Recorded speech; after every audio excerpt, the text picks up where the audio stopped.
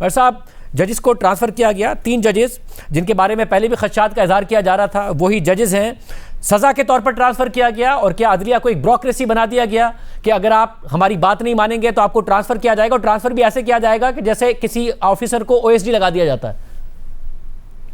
बिस्मिल्लाहिर्रहमानिर्रहीम। शाहज़ेब साहब बहुत बहुत शुक्रिया। देखिए, मैं बिल्कुल आपके सारे सवालों का जवाब दूंगा, लेकिन उससे पहले ये एक बहुत गलत तासुर दिया जा रहा है आइन के आर्टिकल 200 के तहत, और उसकी कॉम्पोजिशन अगर आप देखें 175A के तहत जो जुडिशल कमीशन ऑफ पाकिस्तान है, उसमें बाय मेजॉरिटी ये चीज़ें डिसाइड की गई। उसकी कॉम्पोजिशन के ऊपर अगर बात कर लें तो मैं बिल्कुल थोड़ा सा इसको क्लैरिफाई कर देता हूँ कि 2 चीफ जस्टिस हैं, एक सुप्रीम कोर्ट के चीफ जस्टिस और एक जो हैं कॉन्स्टिट्यूशनल कोर्ट के जस्टिस, चीफ जस्टिस। 5 सीनियर जजेस हैं, उसके साथ अगर आप देखें तो ये 7 जजेस इन टोटल बनते हैं। एग्जेक्टिव की अगर बात की, क्योंकि आपने अपने इब्तदाई में भी बात की कि शायद एग्जेक्टिव के किताबें हो गए, एग्जेक्टिव के सिर्फ और सिर्फ 4 लोग हैं, लॉ मिनिस्टर, अटॉर्नी जनरल और 2 जो ट्रेजरी बेंचेस से वोट्स हैं वो हैं। अब इसके अलावा तो और कुछ भी नहीं है एग्जेक्टिव में। तो फिर ज़ाहिरी बात है अपोजिशन के भी जो 2 अरकान हैं, एक सेनेट से और एक नेशनल असम्बली से, वो भी शामिल हैं। तो कोई किसी के ताबे नहीं है, और बिल्कुल आइन और कानून के मुताबिक किया गया है, उसी की रूह के मुताबिक किया गया है, and it's not an anomaly. और इसके बावजूद किया गया है। अकील भाई साहब, अब आज तक जब से ये जुडिशल कमीशन बना है, क्योंकि हुकूमत का दिफा बार बार ये होता है, हालांकि माजी में जुडिशल कमीशन की एक तारीख है, सबने देखी है, जैसे शौकत सिद्दीकी को भी जुडिशल कमीशन से क्या हुआ सबने देखा, फाइज ईसा के साथ क्या हुआ सबने देखा, बट आपका बार बार इसरार ये रहता है कि ये इसमें हुकूमत की मेजर नुमाइंदगी नहीं है। तो कोई एक फैसला बताइएगा जब से आईनी तरमीम करके आपने जुडिशल कमीशन बनाया जो हुकूमत की मंशा के खिलाफ हो। देखिए, ज़ाहिरी बात है कि आज की अगर बात करें तो जिन जज साहब ने ये रिक्वेजिशन किया था, उन्होंने 2 नाम ड्रॉप किए। हुकूमत की देखिए रीजनेबली प्रूडेंट माइंड्स वहाँ पे बैठे हुए हैं, और वो जो आइन और कानून को मेरे से शायद बहुत अच्छा समझते हैं, और उन्होंने वहाँ पे अपना जो वोट है, उनका ओपिनियन है, वो वहाँ पे दिया। इसमें कोई ऐसी बात नहीं है। और वैसे भी अगर आप देखें तो दीगर हाई कोर्ट्स को, लाहौर हाई कोर्ट हो गया, सिंध हाई कोर्ट हो गया, पेशावर हाई कोर्ट हो गया, बलूचिस्तान हाई कोर्ट हो गया, उन तमाम जो उनके बेंचेस हैं, ये आम बात है कि उनकी ट्रांसफ़र और होती है, रोटेशंस होती हैं। इसमें तो कोई ऐसी बात नहीं। इस्लामाबाद, ये एक आप ज़रूर कह सकते हैं कि इस्लामाबाद में क्योंकि बेंचेस नहीं हैं, तो फेडरलिज्म का जो कॉन्सेप्ट है, जो वफाक की जो है उसको मजबूत करने की बात अगर की जाए, तो मेरे ख्याल से बिल्कुल ये रूटीन ट्रांसफर्स होनी चाहिए। जितने आपकी मुझे बताइएगा ये वफाक कैसे मजबूत होता है, क्योंकि जस्टिस खादिम हुसैन को सिंध से लाया गया इस्लामाबाद हाई कोर्ट, और जस्टिस समर रिफत इम्तियाज़ को सिंध भेजा जा रहा है। इससे पहले जस्टिस सरफराज डोगर को लाहौर हाई कोर्ट से इस्लामाबाद लाया गया, और जस्टिस मोहसिन अख्तर कियानी जिनकी सीनियरिटी थी वो मुतासिर की गई, और अब जस्टिस मोहसिन अख्तर कियानी को लाहौर भेजा जा रहा है। जस्टिस बाबर सत्तार को पेशावर हाई कोर्ट भेजा जा रहा है। ये जो ट्रांसफ़र है, जो पहले इस्लामाबाद हाई कोर्ट आए और अब ये भी उस वक्त भी ये कहा गया कि वफाक की नुमाइंदगी हो, और अब जो इस्लामाबाद हाई कोर्ट से भेजा जा रहा है, कोई मंतक बताइएगा इसकी वजह क्या है, ये कैसे वफाक मजबूत होता है इससे? देखिए, सबसे पहली बात है कि जो जजेस यहाँ पे ट्रांसफ़र होके आए, वो बिल्कुल एक पंजाब से आए, एक सिंध से आए, एक बलूचिस्तान से आए, और उसमें कोई ऐसी बात नहीं है। वफाक के अंदर जो है सूबों की नुमाइंदगी, और ये चारों इकाइयाँ मिल के ही जो है वो बनाती हैं, वफाक को मजबूत करती हैं, और उसी की अलामत है। तो यहाँ पे ये बात कहना कि जजेस अगर ट्रांसफ़र हो गए हैं, 20 जजेस जब ये इंडक्ट हुए थे, ये कब से कितना अरसा हो गया है? 16 साल हो गए हैं। बताइए ना कि ये अगर पनिशमेंट नहीं है इन जजेस के ऊपर, तो और क्या है कि पहले आप 3 जजेस लेके आए हैं इस्लामाबाद हाई कोर्ट में, जैसे सरफराज डोगर को लाए इस्लामाबाद हाई कोर्ट, उस वक्त भी ये कहा गया वफाक की नुमाइंदगी होनी चाहिए, तो सिंध से भी लेकर आए हैं हम, और हम बलूचिस्तान से भी लेकर आए हैं। अब आपने इस्लामाबाद हाई कोर्ट के वो 3 जजेस जिनके बारे में पहले ये तासुर था कि हुकूमत इनसे खुश नहीं है, उन्हें ट्रांसफ़र कर दिया है। उन्हें क्यों लाए थे? अगर इन्हें ट्रांसफ़र करना था, अगर इतनी ज़रूरत थी इस्लामाबाद हाई कोर्ट में, तो इन्हें क्यों ट्रांसफ़र कर दिया आपने? देखिए, ये इस्लामाबाद हाई कोर्ट जब इंडक्ट हुए थे, ये इस्लामाबाद हाई कोर्ट की सीट पे इंडक्ट हुए थे, और ऐसी बात नहीं है। देखिए, प्यूनिटिवली किसी को कुछ जो है इस हवाले से नहीं किया गया।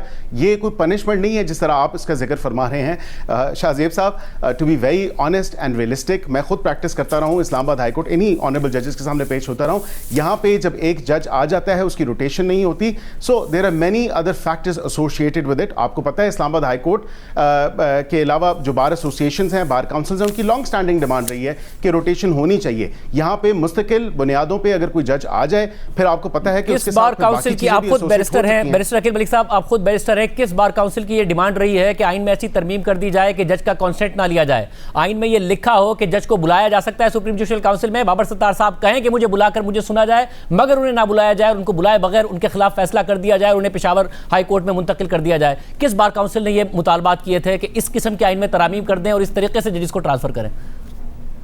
देखिए, आइन सबसे ज्यादा मुकद्दम है। आइन के आर्टिकल 200 में ये वाजे तौर पे लिखा है कि वो दे मे एक्चुअली कॉल, जो कमीशन है वो उनको सुन सकता है अगर वो मुनासिब समझें, अगर वो चाहें। और 3.5 सफ़े का जो लेटर जस्टिस बाबर सत्तार साहब ने लिखा, मेरे ख्याल say that in itself is self explanatory. उनकी तमाम तर वो वजूहात जो वो पेश करना चाहते थे, जो वो अपनी गुजारिश पेश करना चाहते थे, वो कमीशन के सामने आ गई। और मेरे ख्याल से वो मिनट्स ऑफ द मीटिंग में भी रिकॉर्ड होगी, क्योंकि इन कैमरा प्रोसीडिंग्स थी। तो उस पर हर किसी का क्या व्यू था, मैं उसमें प्रिवी नहीं हूं, लेकिन मैं आपको ये जरूर बता सकता हूं कि ये फैसला बाय मेजॉरिटी हुआ है, strictly in accordance with the constitution हुआ है। और जुडिशल कमीशन ऑफ पाकिस्तान की जो जब कॉन्स्टिट्यूशन में अमेंडमेंट की गई थी तो खुद लॉ मिनिस्टर ने हमारे प्रोग्राम में कहा था कि इस तरीके से ट्रांसफर नहीं किए जाएंगे और सुना जाएगा जिस जज को ट्रांसफर किया जाएगा। एक जज अगर कह रहा है मुझे सुन लो, उसे सुना नहीं गया, और आप कह रहे हैं उन्होंने खत लिख दिया है और वो रिकॉर्ड का हिस्सा बन गया। असल में तो जो पहले खत लिखे गए थे वो रिकॉर्ड का इस तरह हिस्सा बने, इसलिए ट्रांसफर हो रही है और ये सारे के सारे मामलात हो रहे हैं। और अकील मलिक साहब, कल को आप ओपोजिशन में जा सकते हैं। जुडिशल कमीशन का माजी में भी कंडक्ट पर सवाल उठता रहा, और अब जब आप ओपोजिशन में होंगे, फिर जब इस तरीके से ट्रांसफर हो रहे होंगे, आपको अच्छा लगेगा नहीं जिस तरीके से आप कर रहे हैं जजिस को ट्रांसफर, और जुडिशरी को जिस तरीके से जुडिशरी पर हमलावर हो रहे हैं। देखिए, ये तो मेरे एलिगेशंस है ना, और हमने कभी भी इन्हिसार नहीं किया जजेस के ऊपर कि जजेस को जो है कानून और आइन से बालातर होकर हमारे फेवर में कोई डिसीजंस करें। This is never been our expectation. हाँ, ये आइन और कानून के मुताबिक है। जब आपने कहा कि जजेस को सुना नहीं गया, मेरे ख्याल से मैं वो जो वाज़े तौर पे आपसे पढ़ भी देता हूँ, जो आइन के आर्टिकल 200 में है, प्रोवाइडेड फर्दर कि जुडिशल कमीशन जो है वो उनको under this clause may hear the जज। So of course this is not mandatory, obligatory नहीं है, एक डिस्क्रिप्शन है उनका। एग्जैक्टली, अगर उन्हें सुनना मैंडेटरी नहीं था, लगा जुडिशल कमीशन को इतना मैंडेटरी क्यों था फिर उन्हें ट्रांसफर करना, कि इतना मैंडेटरी था कि उन्हें सुनना भी मुनासिब नहीं समझा गया, उन्हें ट्रांसफर कर दिया गया। ऐसी क्या जरूरत पड़ रही थी इस मुल्क में कि जस्टिस बाबर सत्तार को पेशावर हाई कोर्ट जाना था, समन रिफत इम्तियाज साहिबा को सिंध हाई कोर्ट आना था, और इस कियानी साहब को लाहौर हाई कोर्ट ट्रांसफर करना था, कि उन्हें सुनने का भी मौका नहीं देना था। ऐसी क्या जरूरत पड़ रही थी इस मुल्क में, ऐसा क्या अदलिया को जरूरत पड़ गई थी? मैं उसमें भी बता देता हूँ। एक तो जस्टिस समन जो हैं वो खुद सिंध से हैं, वो वापस अगर जा रही हैं उसी हाई कोर्ट में जो जहाँ पे उनका वो होम स्टेशन है, कराची व्हाटएवर बेंच, तो मेरे ख्याल से इसमें तो कोई ऐसी बात नहीं है। और जहाँ तक आपने बात की पेशावर हाई कोर्ट, अगर आप कंसेंट ना निकालते तो जस्टिस समन, अगर आप कंसेंट का लफ्ज ना निकालते तो जस्टिस समन खुद बताती ना कि उनके लिए ये बात है या नहीं है। इसका फैसला कंसेंट निकाल के अगर आप कर रहे हैं कि ऐसी कोई बात नहीं है।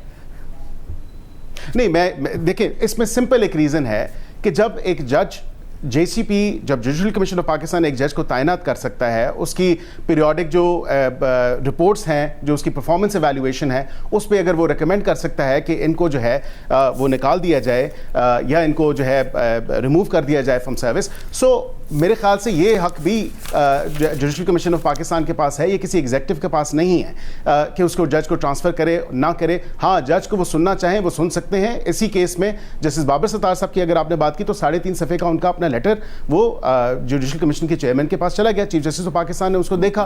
चीफ जस्टिस ऑफ पाकिस्तान ने एक और बात की बैरसाकिल मलिक साहब, कि जब जस्टिस सरफराज डोगर ने चीफ जस्टिस को लिखा कि 5 जजेस के तबादले पर गौर के लिए जुडिशल कमीशन का इजलास बुलाया जाए, तो जस्टिस याया अफरीदी ने इजलास बुलाने से इनकार कर दिया और कहा कि खबरदार किया कि ऐसा इकदाम अदलिया की आज़ादी को नुकसान पहुंचा सकता है और एक नामुनासिब मिसाल कायम कर सकता है। जैसे याया अफरीदी वो हैं जिन्हें बाकायदा आइन में तरमीम करके चीफ जस्टिस बने हैं वो, वरना जस्टिस मंसूर अली शाह सीनियरिटी में चीफ जस्टिस बनते, मगर आप चीफ जस्टिस मंसूर अली शाह साहब के साथ आप लोग मुतमईन नहीं थे, खुश नहीं थे।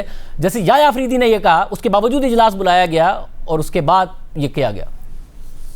नहीं, ये बहुत गलत तासुर है। देखें, हमने अपने आप को कन्फाइन करना है with in the constitutional provisions, और उसी आर्टिकल 175A के सब आर्टिकल 22 में अगर देखें तो 1/3 of the members of the commission may requisition a meeting of the commission by sending a written request to the chairperson. तो बात ये है कि 1/3 ने तो भेज दिया। एग्जैक्टली बैरिस्टर साहब, मैं ये जानना चाह रहा हूं, और आप क्योंकि सिर्फ हुकूमत में नहीं है, वकील भी, एग्जैक्टली मैं इसलिए जानना चाह रहा हूं कि एक ऐसा इकदाम जिसे इस मुल्क का चीफ जस्टिस भी समझता है कि अदलिया की आज़ादी को नुकसान पहुंचा सकता है, एक ऐसा इकदाम वो, और कहते हैं कि इजलास ना बुलाया जाए, फिर भी वो इजलास बुलाया जाता है।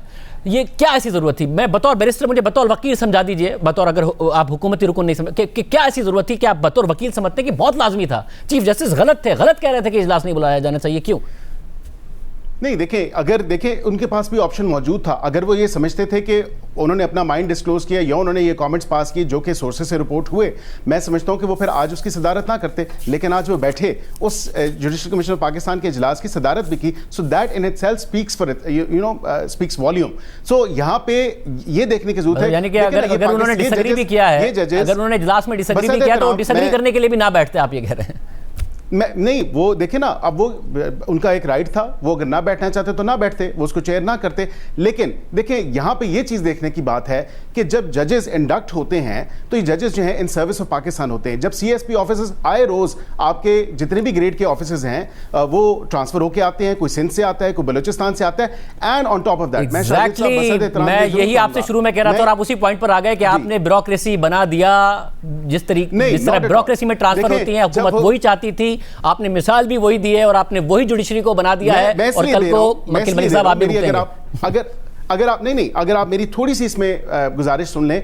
बात यह है कि शाहजेब साहब ये जब तनख्वाह लेते हैं हुकूमत से तो नहीं लेते, सरकार से जब लेते हैं तनख्वाह, उसके बाद ये इनकी पेंशन्स भी होती हैं, इनके तमाम तर वो TADAs और जब तमाम चीज़ें होती हैं, तमाम बेनिफिट्स होते हैं, तो मेरे ख्याल से फिर ये चीज़ देखने की, और ये अदलिया की आज़ादी पे कोई किसी किस्म की कदगन नहीं है, ये कोई वार नहीं है, ये एक बहुत गलत तासुर दिया जा रहा है। और उसके साथ ये बात, क्या ये तमाम जगह पाकिस्तान से बाहर हैं, क्या ये जजेस पाकिस्तानी शहरी नहीं हैं? तो मेरे ख्याल से अगर दूसरा सूबा उनकी एक्सपर्टीज से, उनके लीगल एक्यूमेंट से बेनिफिट कर रहा है, then that's the best thing. So ये भी इरिवर्सिबल तो नहीं है। अगर ऐसा है तो मुझे बताइए, तो मुझे ऐसा बताइएगा कि आप ये कह रहे हैं कि जैसे मोहसिन अख्तर कियानी का जो लीगल एक्यूमेंट है उसका फायदा होगा लाहौर हाई कोर्ट को, पंजाब को फायदा होगा, तो इसका मतलब है जैसे सरफराज डोगर को फायदा नहीं हो रहा था इसलिए उनको आप इस्लामाबाद लेके आ रहे हैं। अगर जैसे समन रिफत इम्तियाज का सिंध को फायदा होगा तो उससे पहले आप जैसे खादिम हुसैन को लेकर आए, उनका फायदा नहीं हो रहा था, तो आपने जो पहले ट्रांसफर किया वो अपने अपने सूबों में काम अच्छा नहीं कर रहे थे और इसलिए आपने उनको पहले इस्लामाबाद लेकर आ गए, और अब क्योंकि उन सूबों को जरूरत थी तो इनको लेके जा रहे हैं, इसलिए है। नहीं, देखिए जजेस जो भी हैं, एक रोटेशन का तमाम तर जो मामला है उसमें ताकि स्टैग्नेट ना हो चीज़ें, ताकि जो यहाँ पे जड़ें बना ली जाती हैं, ये ज़बान ज़दे आम है, because I have seen judiciary up very closely. और मैं आपको ये बता सकता हूँ कि जब रोटेशंस होती हैं, पंजाब में भी होती हैं, आप देखें कि मुल्तान बेंच में भी जाते हैं, बहावलपुर में भी जाते हैं, रावलपिंडी बेंच में भी आते हैं, प्रिंसिपल सीट पे भी होते हैं। So this is not an anomaly. इस्तेमाल किया कि जड़ें बना ली जाती हैं, मैं इसी लफ्ज़ से एक सवाल निकाल लेता हूँ, असल में आप लोगों ने जड़ें काट दी हैं जुडिशरी की? नहीं, जड़ें नहीं काटी हैं। आई थिंक मेरे ख्याल से ये जो अदालती इस्लाहात हैं और इदारा जाती इस्लाहात हैं, ये ज़रूरी हैं। ये इसी आइन के तहत जब 27वीं आइनी तरमीम हुई, 26वीं आइनी तरमीम हुई, उसमें मकसद ये था कि जब आपने इदारा जाती इस्लाहात करनी है और आपने एक्सेस टू जस्टिस और रूल ऑफ लॉ के ऊपर आपने तमाम तर चीज़ें करनी है, तो हम उसी हवाले से ही उन चीज़ों को आगे प्रोसीड कर रहे हैं। रूल ऑफ लॉ या रूल बाय लॉ, कहाँ ले जा रहे हैं आप मुल्क को, कहाँ खड़ा है ये मुल्क? Rule of law, rule not by law, rule of law. बहुत शुक्रिया।